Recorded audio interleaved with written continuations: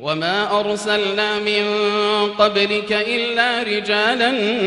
نوحي إليهم فاسألوا أهل الذكر إن كنتم لا تعلمون بالبينات والزبر وأنزلنا إليك الذكر لتبين للناس ما نزل إليهم ولعلهم يتفكرون أفأمن الذين مكروا السيئات أن يخسف الله بهم الأرض أو يأتيهم العذاب من حيث لا يشعرون أو يأخذهم في تقلبهم فما هم بمعجزين أو يأخذهم على تخوف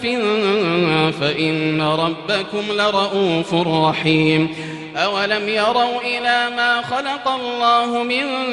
شيء يتفيأ ظلاله عن اليمين والشمائل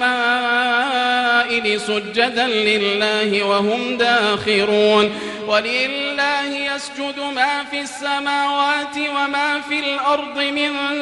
دابة والملائكة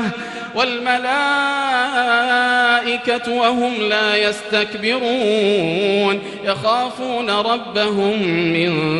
فوقهم ويفعلون ما يؤمرون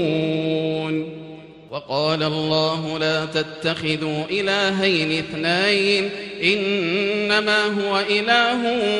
واحد فإياي فارهبون وله ما في السماوات والأرض وله الدين واصبا أفغير الله تتقون